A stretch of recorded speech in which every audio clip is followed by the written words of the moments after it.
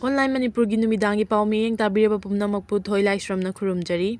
Ahanbada maruoiba pau ama pau Manipur update tagi lakhutjage. Numit 8 gi mamangdagi isingda TASINKHIBADAGI thiba khangdana leirakhiba Kuki Millitant ama ngasi cycledagi asiba hakchang oina phangkhre. Mahaki maming mangmingthang khongsai kawi. Mathangi update sidi pauning kholdagi lakhutjage. Sender Leingakna Athubada Mityeng Changba mathau tare. Manipur thokliba Kuki Millitant terrorist singna horiba irang asi laksinbada state Leingakki power amata leitre. State Leingakki Chief Minister N Birendagi maruiba power pumnamak center Leingakna lathokpikre. Masina maram oiduna Manipur miyamgi punsi amadi lan thum ngakpa ngamdre.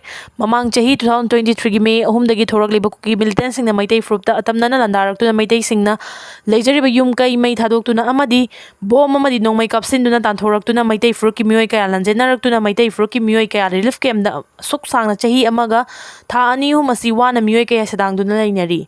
Thokliba lan asi loisinba miyamgi apambani adubu lan si karamna loisingadagi haibadu aruba ama oiri. Manipur na India da 1947 da tinkhiba si merger agreement da tinkibani. Masina Manipur machet ama phawa kaiba yade. Adubu Kuki Millitant singna taliba demand asidi Manipur dagi makhoigi tonganba administration ama tanbani. Taliba demand asi pifam thoktaba amadi Manipur machet thugaina bo honarakpani. Masi India Leingakna khangna leithokliba si karino hidden agenda ama leirabra haibasi miyamgi thamoida hangnariba wahang oiri. Haukiba June 6 dagi ingna chikna leiramba Jiribam district ki mafam singda Kuki singna landarakpa horaktuna Jiribam district khudum changsinna honarakli. Ngarang maktada CRPF personnel ama sire commando anina asokpan nangkre. Masi phawbana India Leingakna yengduna leiba chumde Manipur kaiba haibasida India su kaire haiba yai. Maramdi Manipur India ki saruk amani maramsina India Leingakna Kuki Millitant singbu makhoina horiba lan maram chade haiduna lan lefangadabani. Makhataba update.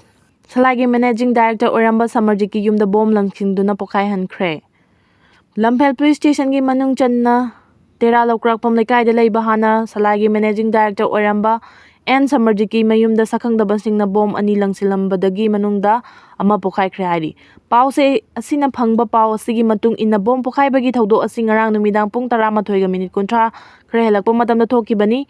Hairiba matam asida bom pokai bagi makhol tarakpadagi miyamna chenthokutuna yengnarubada pokai driba bom amaga Nareng Samarjiki yumga thangnana leiba Nainasang Club ki advisor RK Rajan gi thongal gi nakal amada taduna lerama thengna ki hairi. Thaudok thokpamda Lamphel police ki team ama laktuna yengsilaba matungda bomb detection and disposal scout ki team laktuna tekta kaidana bom adu lauthoki tungda ahing nungai matung Lamphel gi dumping site ta bom adu pokhayan gi kanana kari maram gi damakta bom ani adu langsinlibano haiba khangba ngamdri.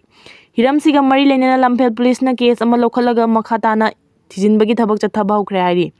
Ngarang bom pokai hanbagi thawong adugi matangda Nainasang Club ta mifam amana pangthoktuna yaningdaba phongdokre. Lekai miyamgi chathok chasin tawnariba amadi mi kungna taba mafamda bom langsinna misi mina thokpa yaba thawong asi makhatana tawhanbiganu haina club asigi general secretary na ngasi press ta thadokpa cherol amana hairi. Mathangi update asidi editorial column dagi laukhatjage. Afaba Leingak ama oihanba ngamdribasi karigino. Manipur da BJP na luchingba Leingak ama ichau chau na leiri Leingak asida BJP gi natana atopa political party singdagi karakpa MLA kayana su Leingak asida mapung phana saugatuna leiri. Adubu BJP asi afaba Leingak ama haibadu oiba ngamdaduna hauzik Manipur asi kangkhongchaibagi phibamda leire. Leingak asina Manipur gi apunba saktam phawba ngakpa ngamlaroidra haibagi mipaiba ma hauzik leire. Masigi mathakta Leingak asigi matamda sathiraba kanglup anigi oiba lan ama thoraktuna hauzik Manipur miyam aduki matik leitadana mamingtagi oina hingduna leibaga chap manare. Oiriba phibam asida aikhoigi Leingak loisingna kathokpana mang thaduna thamoi sengna Leingak sasan tauba haibadu mangda thamba ngamdribasi karigino haiba wahang ama lakle. Popular government ama ichau chauna leina Manipur gi karigidamakta proof anigi marakta sathiraba lan thoalibano. Thokliba lan asi karidagi haurakibano haibagi maram Leingak asina munna khanglaba phawbada lan asi loisinnaba honaba ngamdribasi yamna lali.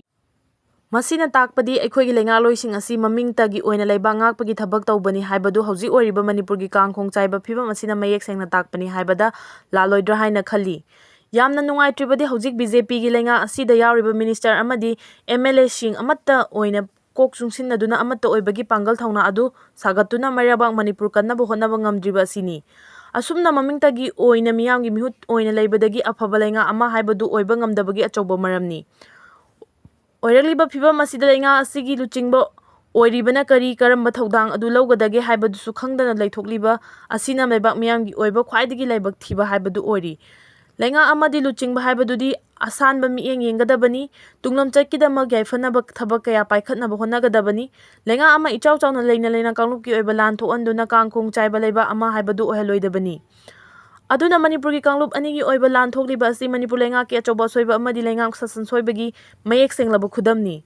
Manipurgi apunba saktam kanana thugainaba hotnai haibadi leingak pairibasingna mayek sengna khangpham thokpani. Marebang Manipurgi apunba saktam thugainaba hotnaba mioising masak munna khanglabadi mafam matam chana makhoibu maithiba piba ngamgadabani. Adubu hojik oiriba phibam asidi Manipur thugainaba changsiliba aphongba yeknaba masak Manipur leingakna khanglabasu makhoigi mathakta karigumba thaba amata paikhatpa ngamdana kumhai yengduna leithokpaga chap manai haiba yai.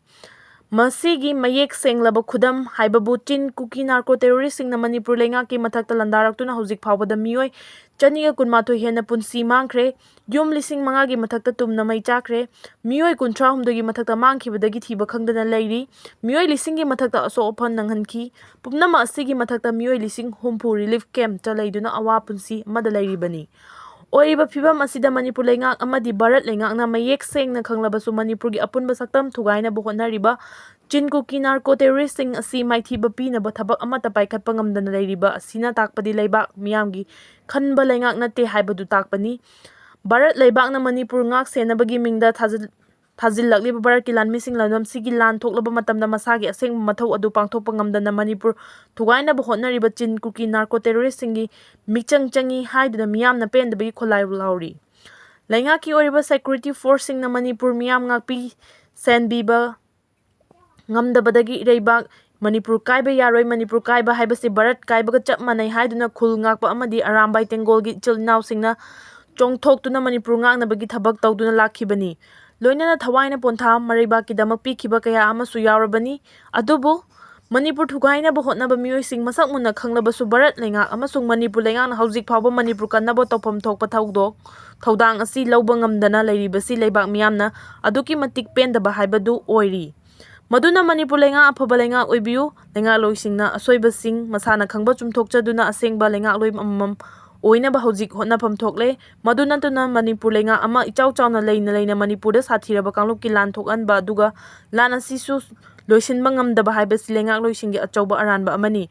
Maram aduna hojik leibak miyamna leingak loisingi mathakta achauba khongjang ihau ama changsinlaktringay aikhoigi leingak loising amata oina punsinduna ima leibak Manipur kannaba lawduna Manipurda thokliba lan asi loisinaba hotnafam thoki.